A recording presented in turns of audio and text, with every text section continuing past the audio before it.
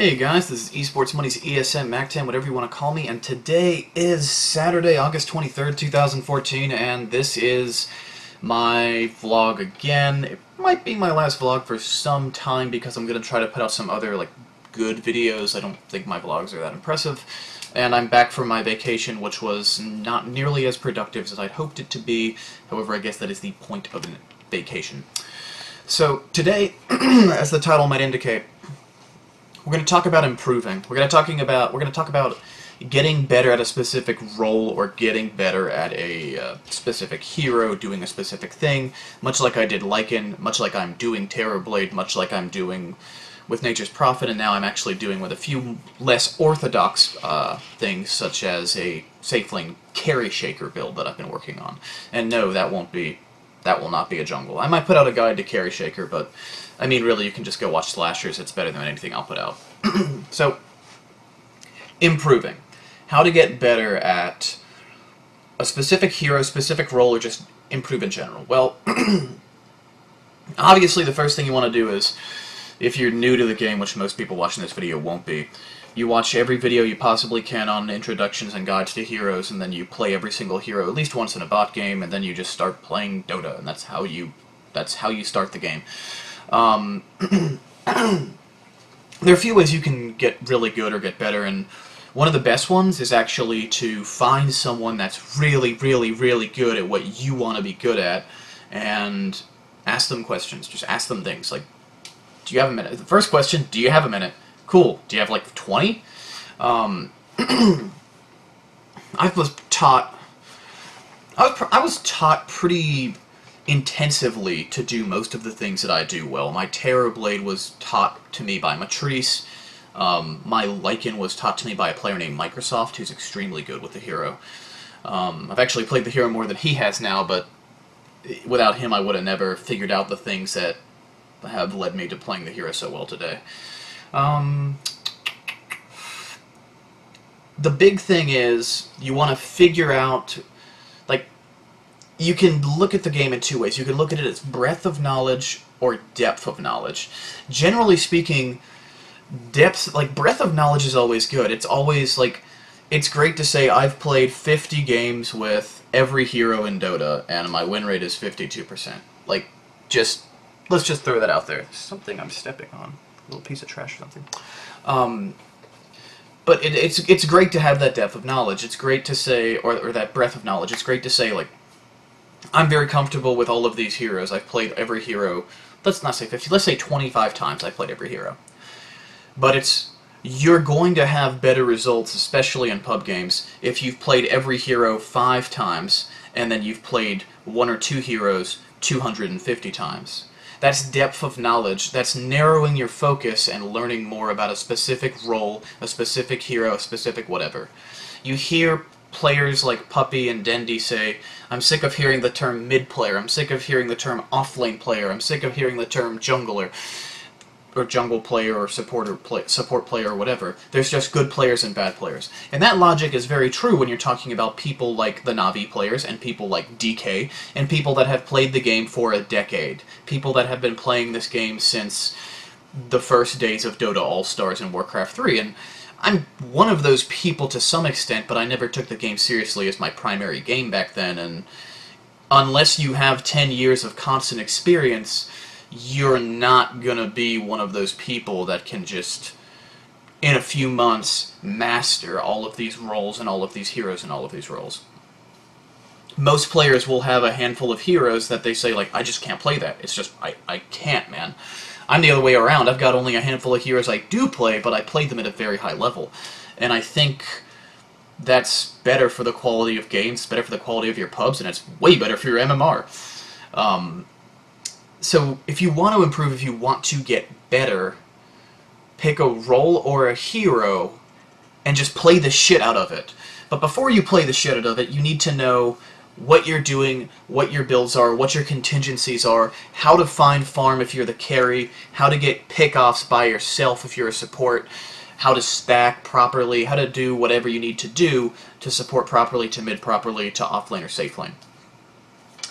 One of the big things that I really want to emphasize here is that if you're playing, if you choose to master a certain position, then yeah, you can bounce around between different heroes. But if you choose to master the same hero, then if you're bouncing around between, like, let's say, for example, the hero I'm trying to learn really well right now is actually Weaver, and my team in the JDL would like me to be playing safe lane Weaver every time we run Weaver. In pub games, sometimes I have to run him off lane. I haven't had to run him mid, but I often have to run him off lane, which is fine. But the thing is, you should know exactly what your build should be when you safe lane, exactly what your build should be when you off lane, and how your item progression might differ.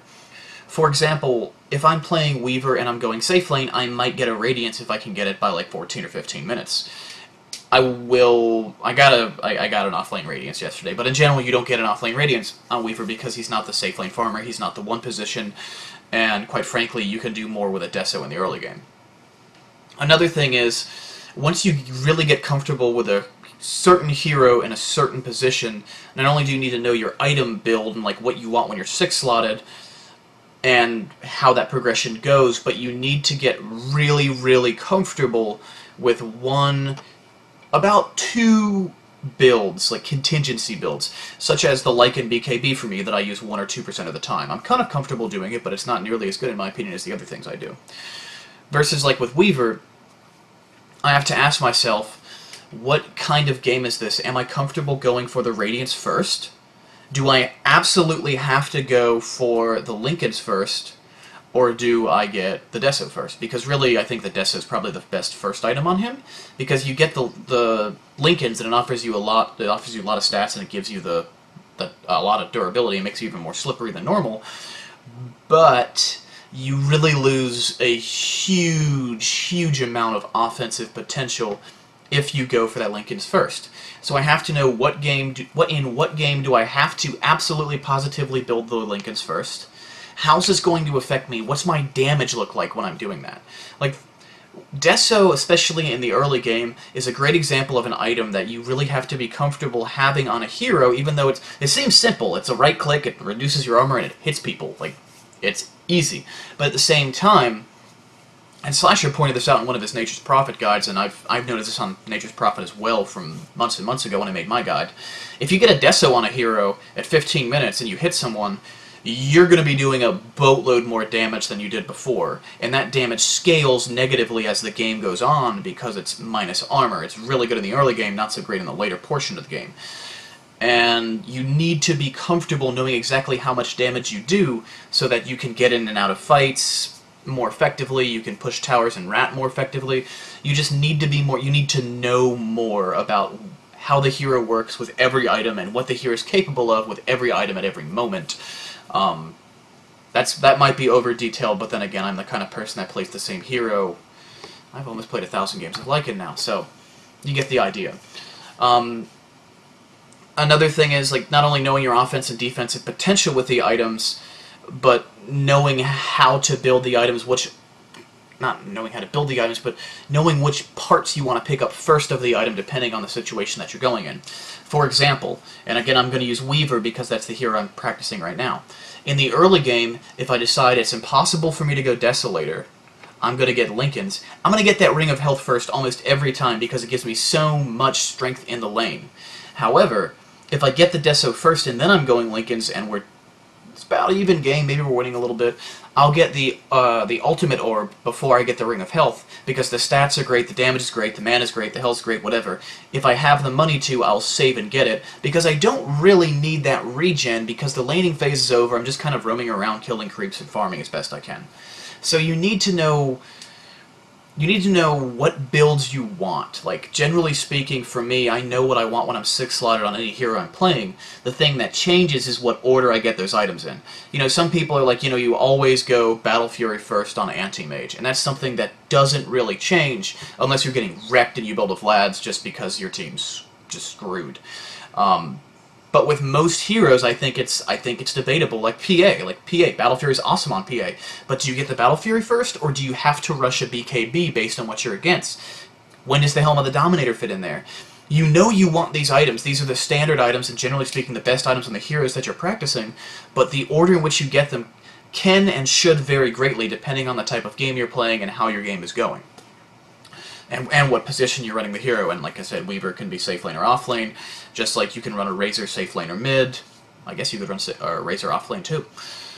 But anyway, that's generally how you improve. You make a plan. And it's like, you don't even really have to play the game to sort of get this mental plan. You can just think to yourself, well, I'm going to rush the Radiance on Lone Druid. But if at 15 minutes I've only got half a Radiance, or let's say 18 minutes I've only got half a Radiance, it probably makes sense for me to buy out now. Or if you're rushing a Midas and you get to 10 or 11 minutes on, like, I guess Nature's Prophet, because he's the Midas guy that pops into my head. And don't get Midas on Nature's Prophet, but let's say you are going for Midas. It's 11 minutes in and you finally get the gold for Midas. Should you get that Midas, or should you pick up a Null Talisman and Power Tread so you can hit decently hard, move around, be more mobile, and just have more stats? You can think about those sort of decisions without even playing the game and make a list of mental contingencies to do, or to go through every time you play the game. Something that I really want to stress here is that you want to have this plan, you want to know what you should be doing, what you should be building, and when you should be building it, and then you start playing. And once you have this list of contingencies, you start playing the shit out of these heroes, or roll. You can be the roll, the hero, whatever, and you grind it, and you grind it, and you grind it. You just play lots and lots and lots of unranked games until you're comfortable enough to take it into ranked. For me, the trenches are the unranked games. That's where I get good. When I go to ranked games, I play them so rarely that I just feel like I'm showing off half the time.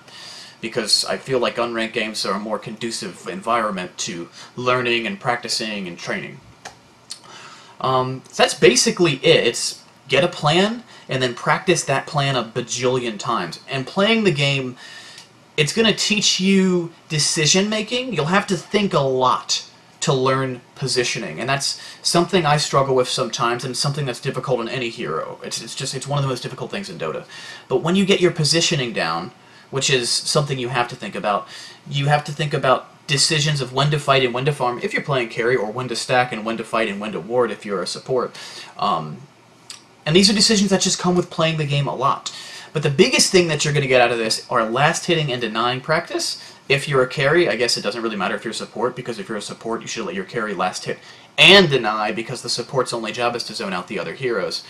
Unless you have like a dual lane versus a dual lane, which...